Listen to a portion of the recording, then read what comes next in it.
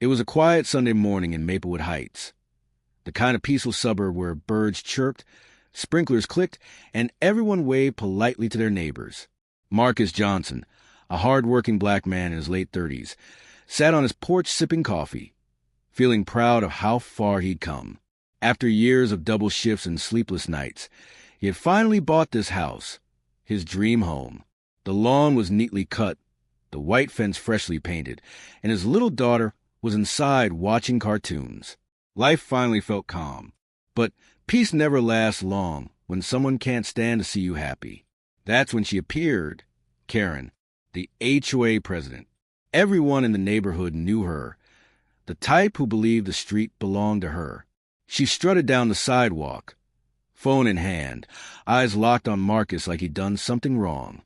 "Excuse me," she called out, voice sharp as glass. "Are you supposed to be here?"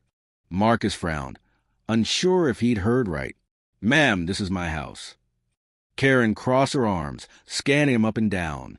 "We don't allow renters in this neighborhood." Marcus let out a confused laugh. "I'm not renting. I own this house." But Karen smirked, said she didn't believe a word. "We'll see about that," she said coldly, taking pictures of his mailbox and car. Marcus shook his head, thinking it would blow over. But a few hours later, a letter appeared in his mailbox, an official eviction notice signed by the HOA. His hands trembled as he read it. Eviction? From his own home? His name was right there on the deed. That night, Marcus sat by the window, staring out the quiet street that suddenly felt hostile. He noticed curtains twitching, neighbors peeking but saying nothing. That silence stung worse than Karen's insults. As the clock struck midnight, Marcus made a silent promise. He wouldn't back down. He wouldn't move. Not this time. But deep down, a question gnawed at him. How far would Karen go to push him out? The next morning, the sky was gray, like the whole neighborhood knew something ugly was about to happen. Marcus tucked the eviction letter in his jacket pocket and drove to the HOA office. His hands gripped the steering wheel tight, his mind replaying every insult, every cold stare from the neighbors who suddenly treated him like a stranger. He walked into the small office, a spotless, sterile place that smelled like fresh paint and fake smiles. Behind the front desk sat Karen, pretending to be busy on her computer. When she saw Marcus, her lips curled into that same fake smile. "Mr. Johnson, do you have an appointment?"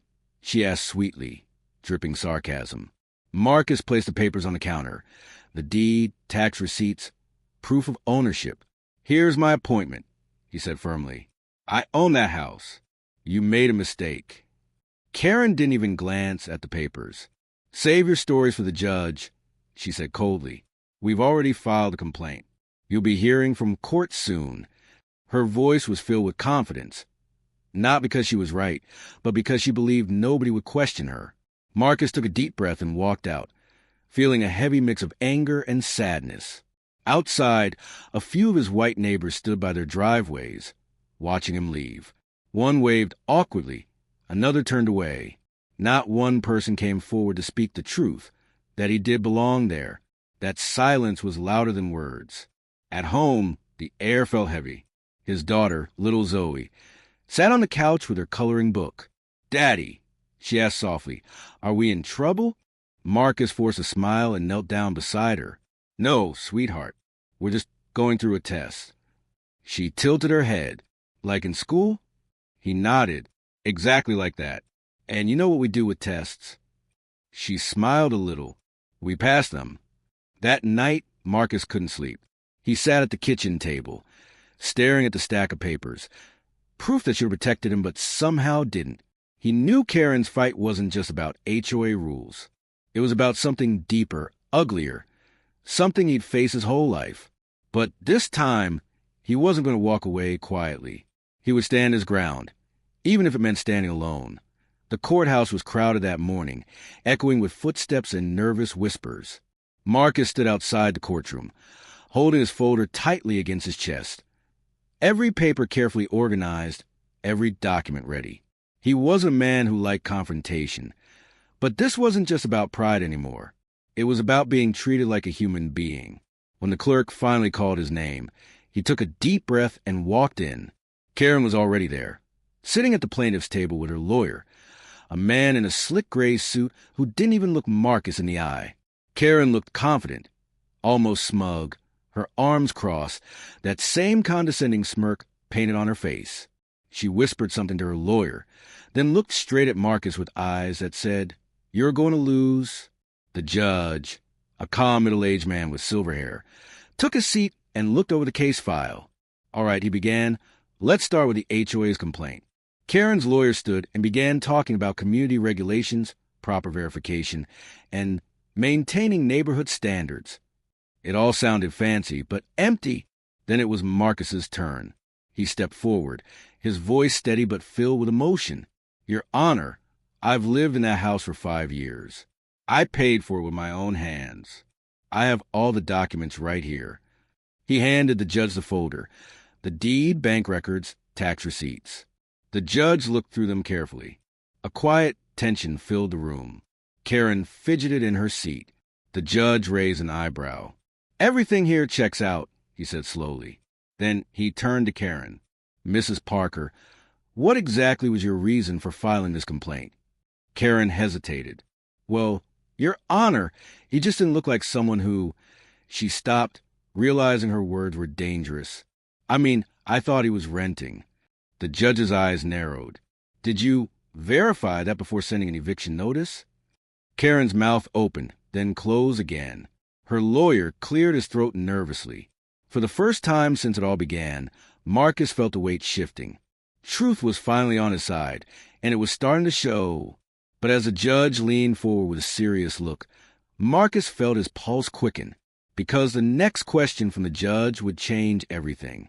The courtroom had gone completely silent. You could almost hear the buzz of the ceiling lights.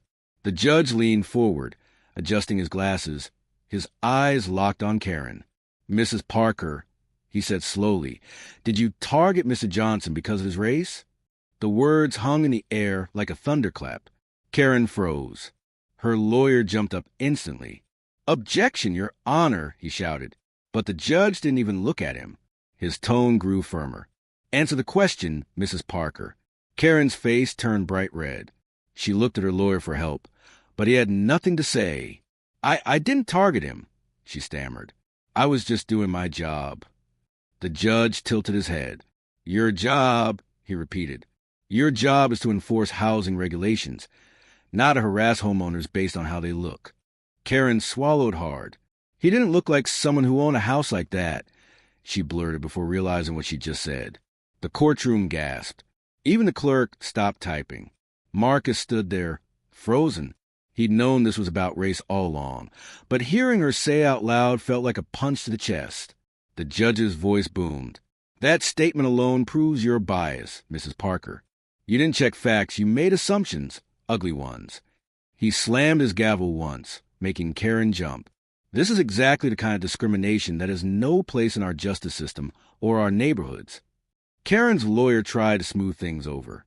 "Your Honor, perhaps we can—" But the judge cut him off sharply.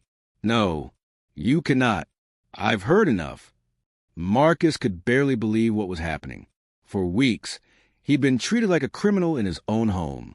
People had looked at him like he didn't belong, even though he worked, paid taxes, and followed every rule. And now, finally, someone in power was saying what needed to be said.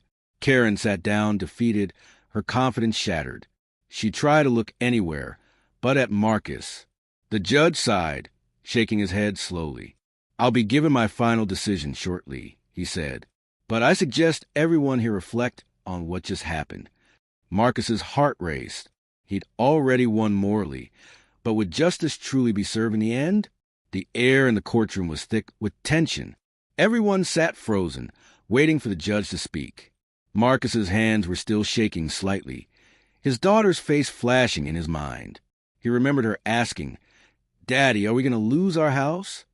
Now, he was about to find out. The judge took a deep breath and looked down at the documents one last time. Then he looked straight at Marcus. "Mr. Johnson," he said, his tone steady and respectful, "thank you for standing your ground and presenting the truth."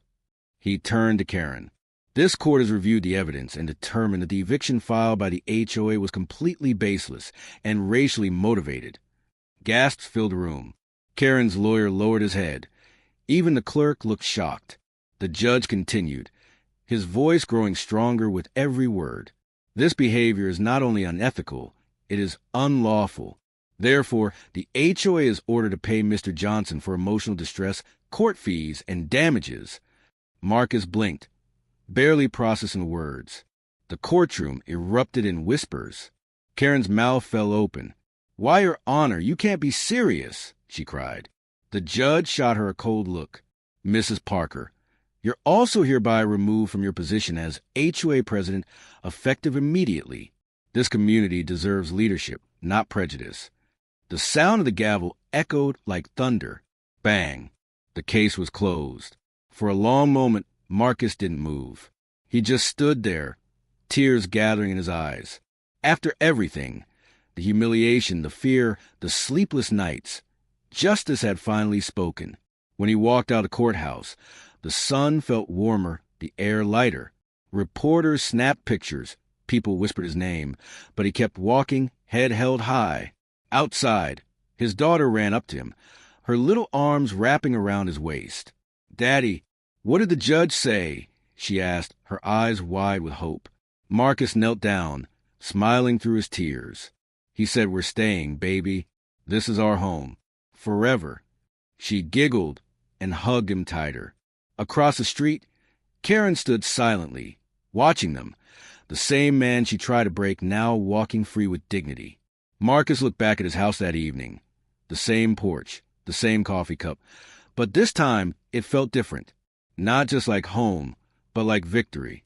Justice had spoken, and for once, it was loud enough for everyone to hear.